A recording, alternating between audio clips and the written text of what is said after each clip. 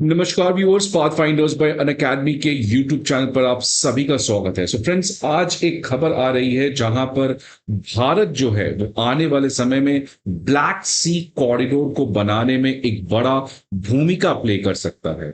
इस बात के लिए अर्मेनिया ने भारत की सपोर्ट मांगी है कि भारत जो है वो लीडरशिप शो करे और भारत जो है वो फ्रंट फुट पर खेल के ब्लैक सी कॉरिडोर को डेवलप करने में एक सिग्निफिकेंट रोल प्ले करे। क्योंकि अगर भारत ऐसे करता है तो भारत अपने चारों दुश्मनों का, वो टर्की, अजरबैजान, चाइना और पाकिस्तान, इन चारों कंट्रीज के लिए हम एक बहुत प्रॉब्लम क्रिएट कर सकते हैं इस पर्टिकुलर जियोपॉलिटिकल रीजन में।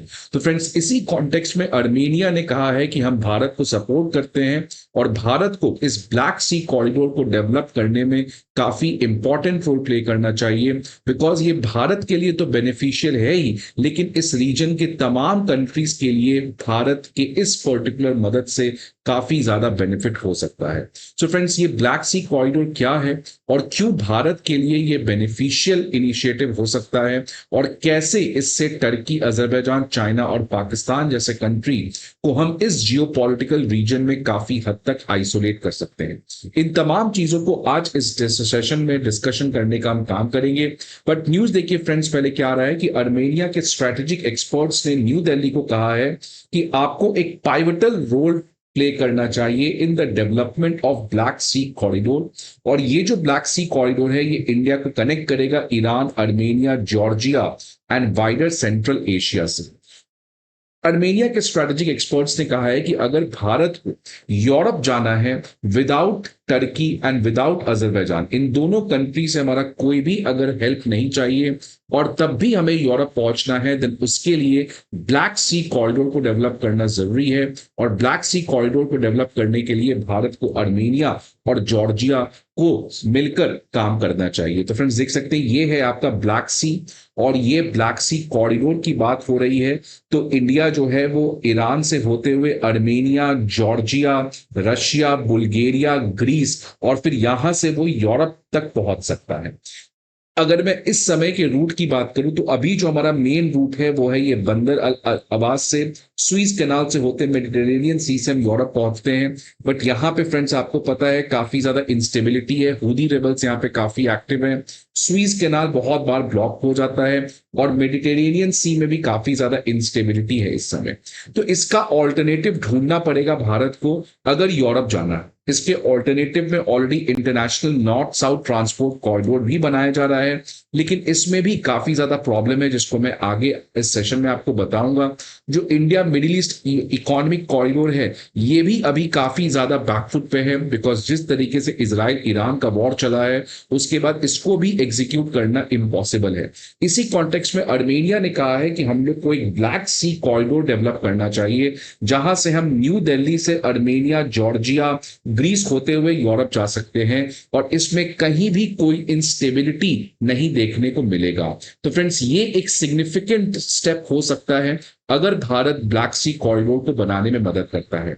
अर्मेनिया ने तो यहां तक कह दिया कि अजरबैजान, पाकिस्तान और टर्की का काफी समय से एक नेक्सस बन रहा है जहां पे तीनों कंट्रीज आपस में स्ट्रेटेजिक और मिलिट्री पार्टनरशिप को डे बाय डे स्ट्रॉन्ग कर रहे हैं। इसी कॉन्टेक्स्ट में अर्मेनिया के स्ट्रेटेजिक एक्सपर्ट्स ने कहा है कि भारत को खुद का अपना एक ट्राइलैटरल अलायंस बनाना चाहिए with friendly countries like Cyprus, Greece और अर्मेनिया, और इन्हीं कंट्रीज के साथ मिलकर हमें ब्लैक सी कॉरिडोर को डेवलप करना चाहिए सो दैट आज जिस तरीके से China Belt and Road Initiative project के थ्रू यहाँ पे काफी इन्वेस्टमेंट कर रहा है, टर्की जो है वो खुद अपने आप को गेटवे टू द यूरोप कहता है, इन कंट्रीज को हम कंप्लीटली आइसोलेट करके यूरोप का एक्सेस के एक नया रास्ता बना सकते हैं कि यहां इस पर्टिकुलर एरिया से जितने भी एक्सपोर्ट जाएगा वो इसी रूट से हो सकता है, जहां जिसकी वजह से टर्की, चाइना, इन कंट्रीज की जो सिग्निफिकेंस है वो खत्म हो सकती है। इनफैक्ट ग्रीक सिटी टाइम्स में तो उनके अखबार में भी ये छपा कि अर्मेनिया, ग्रीस और इंडिया के बीच में एक रीजनल अलायंस पार्टनरशिप आपका होना चाहिए। और इसी चीज को प्राइम मिनिस्टर मोदी भी समझते हैं और इसलिए प्राइम मिनिस्टर मोदी ने एक हिस्टोरिक विजिट किया साइप्रस में लगभग कई सालों के बाद। लास्ट टाइम अटल बिहारी वाजपेयी जी गए थे और अब प्राइम मिनिस्टर मोदी ने जाकर ये क्लियर कट साबित कर दिया है कि आने वाले समय में इसी ब्लैक सी कॉरिडोर जो काफी समय से बातचीत में था, अब उसको इम्प्लीमेंट किया जाएगा। और ये खासकर बहुत इंपॉर्टेंट भी हो जाता है भारत के लिए, बिकॉज आने वाले समय में भारत और यूरोपियन यूनियन के बीच फ्री ट्रेड एग्रीमेंट होने जा रहा है। इनफैक्ट एस जयशंकर जी ने कुछ दिन पहले कहा था कि 2025 तक किसी भी हालत में ईयू के साथ भारत का एफटीए हो सकता है, जिसकी वजह से भारत को यूरोपियन यूनियन पहुंचने के लिए एक सेफ रास्ता चाहिए जिसमें कोई भी इंटरफेरेंस और इंस्टेबिलिटी ना देखने को मिले। और आज फ्रेंड्स हम ईरान के साथ मिलकर काम भी कर सकते हैं, बिकॉज आपको पता है कि ईरान की ज्योग्राफी एक ऐसी है जो भारत के लिए बहुत ही इंपॉर्टेंट है, और इसी कॉन्टेक्स्ट में भारत ने वहां पे अपना चाबहार पोर्ट भी डेवलप किया है। तो इसीलिए फ्रेंड्स ईरान जो है वो आज हमारे लिए बहुत इंपॉर्टेंट हो जाता है। और अब भारत जो है वो ईरान के साथ अपने पार्टनरशिप को कंटिन्यू भी कर सकता है, बिकॉज आपको पता है फ्रेंड्स रिसेंटली ईरान जो है उसने कहा है जय ईरान जय हिंद, और ईरान ने कहा है भारत का जो सपोर्ट रहा है ईरान इजराइल वॉर में वो इनक्रेडिबल है। और अब आपको पता है कि यूएस जो है वो अपने ईरान के ऊपर जो सैंक्शंस है उसको भी काफी कम कर दिया है, जिसकी वजह से आज हम ईरान के थ्रू होकर इस ब्लैक सी कॉरिडोर को काफी तेज रेट से डेवलप कर सकते हैं।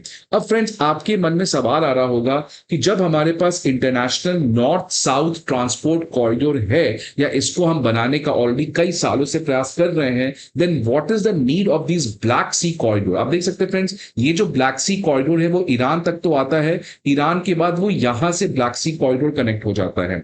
इसमें सबसे खास बात क्या है कि आईएनसीटीसी में आप देख सकते हैं कि बहुत सारे ऐसे कंट्रीज हैं जिनका आपस में प्रॉब्लम चल रहा है। अगर मैं एक कंट्री बताऊं फ्रेंड्स जिसके साथ भारत का बहुत प्रॉब्लम चल रहा है वो है टर्की, और टर्की भी आईएनएसटीसी का मेंबर है। दूसरी तरफ अगर मैं बात करूं अजरबैजान, तो अजरबैजान भी आईएनएसटीसी का सबसे कोर पार्ट है। आप देख सकते हैं अर्मेनिया की रोल काफी कम है, अजरबैजान जो है वो आईएनएसटीसी में काफी इंपॉर्टेंट रोल प्ले कर रहा है। लेकिन आपको पता है लास्ट महीने क्या हुआ, लास्ट महीने अजरबैजान और रशिया के बीच में टेंशंस काफी बढ़ गए हैं, और अजरबैजान जो है वो टर्की का एक तरीके से सोकॉल्ड प्रॉक्सी बन गया है। तो आज आईएनएसटीसी जो है उसको एग्जीक्यूट करना ये बहुत चैलेंज होगा, बिकॉज रशिया अजरबैजान का प्रॉब्लम है, इंडिया टर्की का प्रॉब्लम है, और इसमें सीरिया जैसे कंट्री को भी इंक्लूड किया गया है जो कि अगेन बहुत एक इनस्टेबल ग्रुप ऑफ कंट्रीज है यहां पर बहुत सारे। इसी कॉन्टेक्स्ट में आईएनएसटीसी जो है उसको इंप्लीमेंट करना आने वाले समय में पॉसिबल नहीं है, और इसीलिए अर्मेनिया ने कहा है कि इसके ऑल्टरनेटिव में हमें ब्लैक सी कॉरिडोर को डेवलप करना चाहिए। इसके अलावा फ्रेंड्स आप कहोगे India middle east European economic corridor तो है ही, तो फिर हमें क्यों डेवलप करना पड़ रहा है। फ्रेंड्स आईमेक को भी इसीलिए डेवलप किया गया था कि बब अल मंदेब स्ट्रेट जो है इसको और स्वीज कैनाल से होकर जो यूरोप जाते हैं इसका ऑल्टरनेटिव ढूंढा जाए। इसके ऑल्टरनेटिव के लिए हमने एक सी और लैंड रूट बनाया, बट लैंड रूट आप देख सकते हैं फ्रेंड्स कैसे आज बहुत ज्यादा कॉम्प्लिकेटेड है, बिकॉज हाइफा पे खुद ईरान ने अटैक कर दिया था, और यहां पर काफी ज्यादा इंस्टेबिलिटी है। आपको पता है ईरान ने ओमान पे अटैक कर दिया, कतर पे अटैक कर दिया था, सॉरी यूएस के एयरफील्ड बेसिस पे। तो यहां पर काफी इंस्टेबिलिटी है फ्रेंड्स, और आने वाले समय में ये रहेगा भी, जिसकी वजह से अगेन आईमैक जो है वो काफी समय से बातचीत हो रही है, बट इसका इंप्लीमेंटेशन लगभग स्टैग्नेट हो चुका है। तो इसी कॉन्टेक्स्ट में आईएनएसटीसी भी काम नहीं कर सकता है, India middle east Europe economic corridor नहीं काम कर सकता है, यहां पे बबल मंदेब स्ट्रेट काफी ज्यादा ब्लॉकेज का प्रॉब्लम झेलता है। इसीलिए ये ब्लैक सी कॉरिडोर जो है वो आने वाले समय में एक नया होप है, एक नया फ्यूचर है कि इंडिया कैसे यूरोप के मार्केट से इंटीग्रेट करके यहां पर काम कर सकता है। फ्रेंड्स इससे चाइना के लिए परेशानी काफी बढ़ सकती है, बिकॉज चाइना अपना खुद का एक मिडिल कॉरिडोर प्रोजेक्ट इनिशिएट किया है जो कि बीआरआई का एक पार्ट है, जिसको हम Trans Caspian International Transport Route भी कहते हैं। फ्रेंड्स इस पर्टिकुलर रूट से आप देख सकते हैं चाइना जो है वो इधर से होते हुए टर्की होते हुए यूरोप के मार्केट को इंटीग्रेट करता है। यहाँ पे जॉर्जिया है, और काफी ज्यादा इन्वेस्टमेंट चाइना जो है वो यहाँ पे करना चाह रहा है। लेकिन देख सकते हैं फ्रेंड्स इस प्रोजेक्ट में अर्मेनिया को इंक्लूड नहीं किया गया है, इनफैक्ट अजरबैजान पे फोकस है, टर्की पे फोकस है, जिसकी वजह से आज भारत के लिए इस मिडिल कॉरिडोर के ऑल्टरनेटिव में अपना खुद का Black Sea corridor with the help of Armenia, Georgia, Cyprus इनके साथ मिलकर करना चाहिए कि हम चाइना के इस इंफ्रास्ट्रक्चर प्रोजेक्ट के ऑल्टरनेटिव बन सके। सो फ्रेंड्स अर्मेनिया, ग्रीस और साइप्रस भारत के लिए रेडी है। क्या भारत इस मोमेंट को यूज कर सकता है अपने हित में? ये अब भारत को डिसाइड करना पड़ेगा कि क्या भारत को यहां पर तेज रेट से स्लो डाउन को छोड़कर एक फास्ट ट्रैक से इन इंफ्रास्ट्रक्चर प्रोजेक्ट्स को हमें रेडी करना पड़ेगा। अगर ऐसा भारत कर पाता है तो भारत इस कॉकेशियन रीजन में बहुत इंपॉर्टेंट जियोपॉलिटिकल इन्फ्लुएंस आने वाले समय में रख सकता है। सो फ्रेंड्स, आपके क्या व्यूज है इस पर्टिकुलर डेवलपमेंट के बारे में? Please let me know in the comment box. I hope आपको ये वीडियो अच्छा लगे। See you again some another video. Till then, good bye and take care.